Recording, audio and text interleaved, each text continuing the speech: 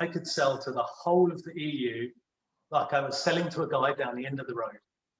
I didn't have to stick any paperwork on, stuck a delivery label on. There are many, many couriers that would ship all around Europe, and it was very low cost. And it was as simple as sending it down the road or anywhere in the UK. Hello, my name is James Clarke, leader of the Renew Party, and today we are conducting the second of our series of interviews with UK businesses and business people on the effects of the new trade relationship that we have with our neighbours in Europe. And today we're lucky enough to have Steve Wisbey with us. Hi, Steve. Hi, James. Nice to see you. Thanks for spending a little bit of time with us to explain this situation from your own point of view. First of all, can you tell us a little bit about yourself and where you're located? Okay, so we're based in the southeast of England, in Folkestone. We're a manufacturing company. We originally came from London, moved down here in the 70s. Been on this site since 1974. Business originally started in 1946. I'm third generation family, and I've now been managing director and running the business since 2001.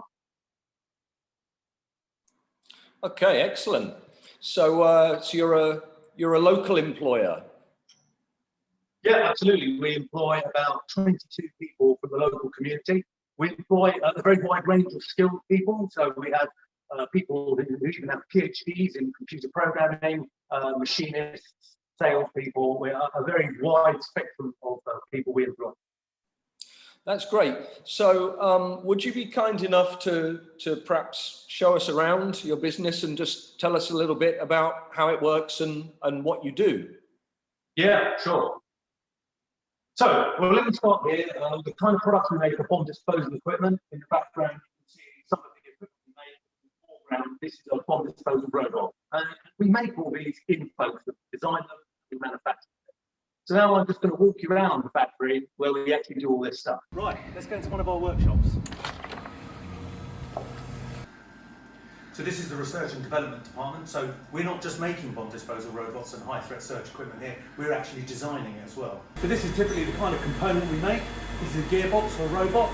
You've got to remember, this isn't a simple component. This is a gearbox going in a robot that's going to be doing bomb disposal, which could be in the middle of a desert. This kit is going to help humanitarian demining. So that's cleaning minefields, clearing out minefields post-war to allow civilians to move back into it. Steve, thanks so much for that introduction to your workplace. So if we can get into the nuts and bolts of it, what was it like exporting before, and what is it like now? Before, I could sell to the whole of the EU like I was selling to a guy down the end of the road. I didn't have to stick any paperwork on, stuck a delivery label on. There are many, many couriers that would ship all around Europe, and it was very low cost. And it was as simple as sending it down the road or anywhere in the UK. It was so simple. In fact, it was actually easier than selling to the UK, because as a business, we can raise our invoices without VAT, and it just reduces the administration. If we raise a UK invoice, I have to put VAT on that, and then we have to deal with the VAT return. Our EU customers, it was actually, I would say, almost easier. And now, yeah. Yeah, so now the situation is, now we're fortunate in that we don't just export to the EU, we export all over the world. I mean, we export to some pretty scary places. Iraq, Syria, Afghanistan, as well as America and places like that. But we are very skilled at exporting outside the EU, and we understand all the additional paperwork that's necessary. So now we have to do all that paperwork that we used to do for those countries. We now have to apply it to all our EU customers. So typically we sell between 50 to 75% of our turnover each year goes to the EU. So all that turnover now has to have this additional paperwork. So we have to put extra statements on our invoices. We have to put tariff code numbers. Now, even though there's what they're referring to as a trade deal and there are no tariffs, we still have to put tariff numbers on our invoices. Um, uh, and the problem we're having right now, is that the couriers don't have systems set up to export into the EU in the way they did before. So before, for them, it was very simple. And now we've got a situation, for example, we sent a shipment to Germany. It went on a ferry, landed at the Netherlands, and our German customer is now having to pay the Dutch VAT, because you have to pay the VAT when it lands. Well, he's not registered for that in the Netherlands, he's registered for that in Germany.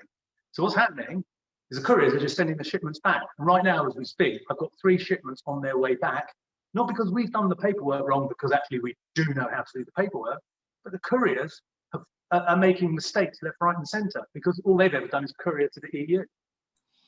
So in terms of your business, we're talking about extra cost, more time spent, and more complication. What is that overall effect of these added difficulties? Well, the immediate effect is the shipment that we made 2 weeks ago that is now being returned to us will come back in about a week, and then we'll send it again. The customer will get it about 4 weeks late. He's got to deal with his own customer now, because he's now making a late delivery. But the knock-on effect for that is we're going to get paid 4 weeks later. And the immediate effect of that is it affects our cash flow. So whereas I'm expecting that invoice paid about now or in about a week's time, I'm now not going to get paid for another 4 weeks.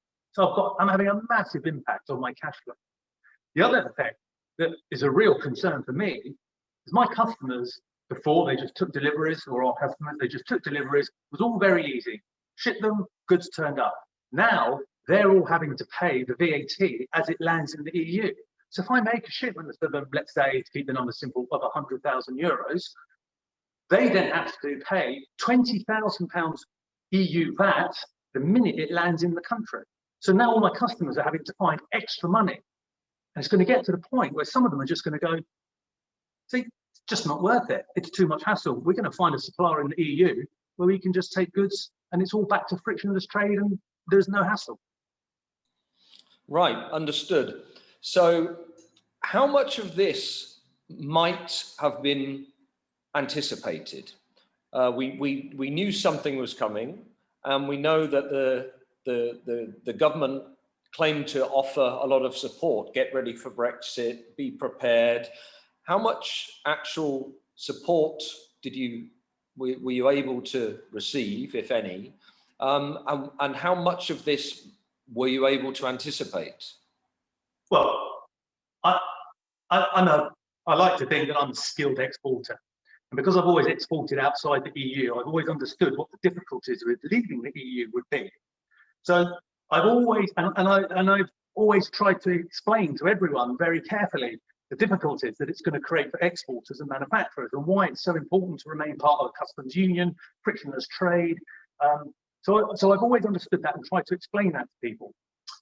In terms of support for the government, now I have to be honest with you, whether it's the current Conservative government or the previous Labour government, the UK is an exporter. We've always been exporters for hundreds of years. We've travelled all around the world, shipping and trading and buying. The UK is a highly skilled trading nation. But this whole get ready for Brexit, that's just, in my opinion, a political advertising campaign that we're getting our manufacturers and our exporters ready. In fact, none of us had any idea for the last 4 years actually what get ready for Brexit means. And I anticipated lots of problems, but I certainly didn't anticipate the problems we've got now with couriers not understanding how the system works. And it's just, although we are a skilled exporter and we understand how to do the paperwork, and the shipments we're making to the EU now are paperwork-wise all 100% correct, but the systems just aren't in place because no one had any idea what the deal was going to be. Absolutely understood. And then on a local level, as we've said, you're there in Folkestone. Has there been any support for local businesses or any feedback from your local MP?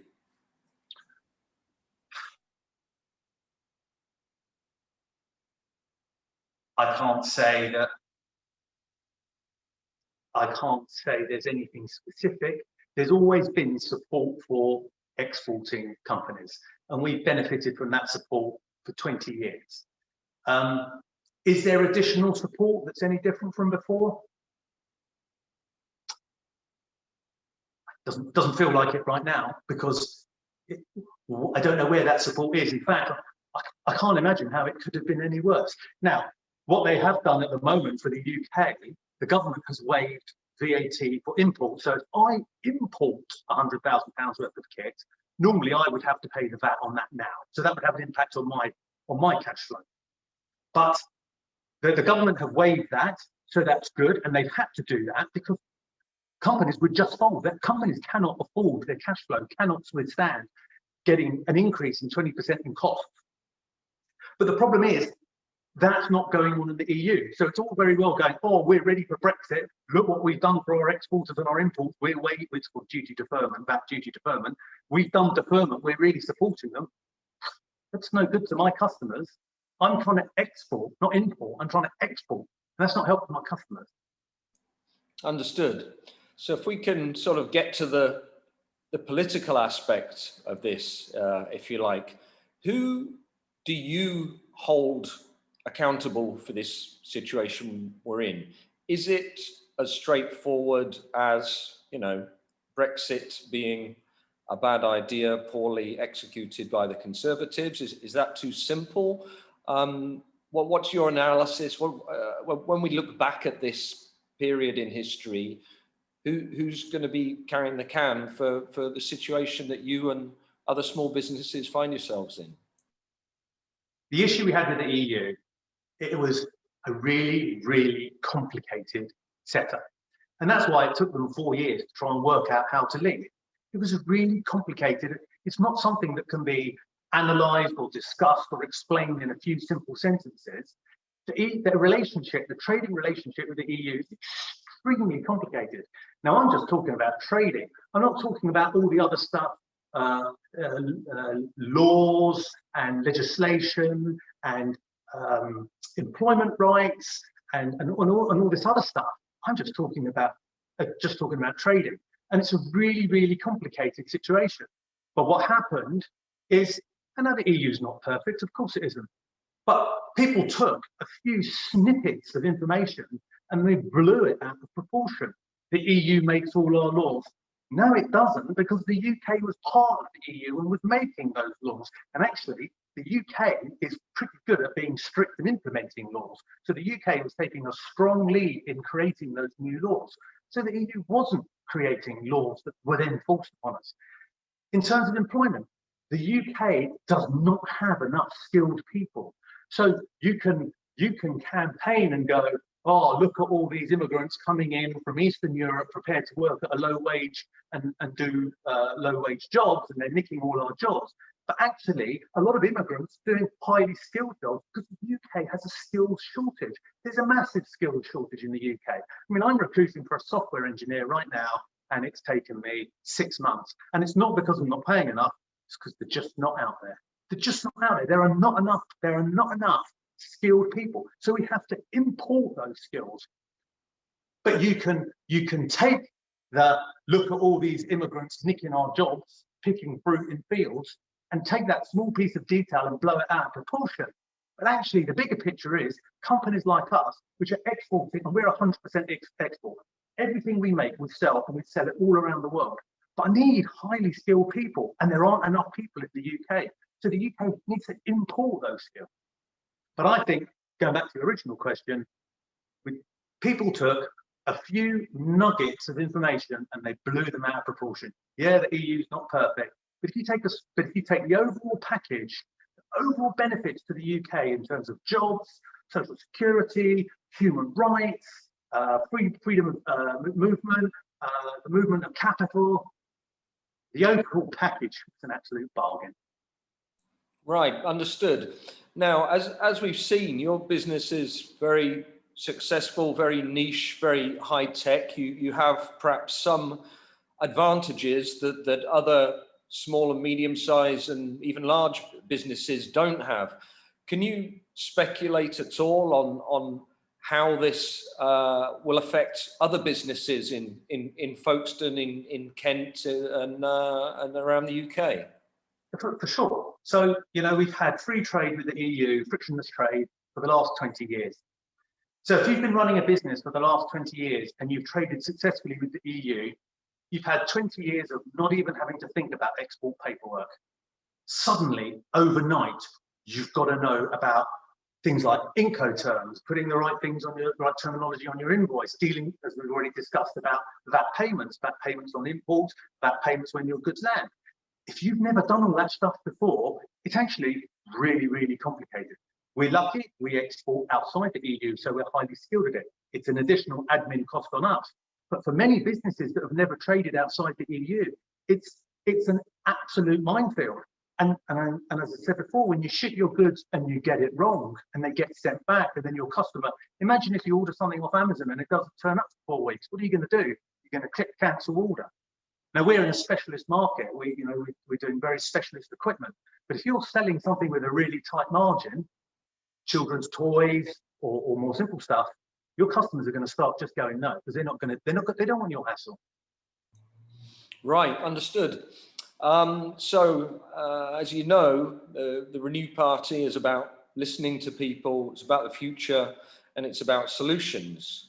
So if you, Steve Wisbey, were the Prime Minister, how would you go about fixing this particular problem, and what might be those first steps? We've got to go back to frictionless trade. We must have frictionless trade. We cannot have this situation of all this additional administration. Now they've done an agreement where tariffs don't have to be paid. That's great, but we still have the duty, the VAT issue. We need to go back to the frictionless trade. We need to make shipments easily, quickly. We need freedom of movement of people, because we need those skilled people. Because remember, I've now had a population of 500,000 highly skilled people, or a population of 500,000 with highly skilled people. That's all cut off to me now. That access to all that skilled labour is now cut off. It's going to have a big impact on me making these products for export. It's going to stop me exporting. We need frictionless trade. We need the ability to employ European nationals, and we need the ability to move backwards and forwards, goods, capital, and people quickly, easily, and smoothly. That's what we need to get back to. Steve, thank you so much for joining us today.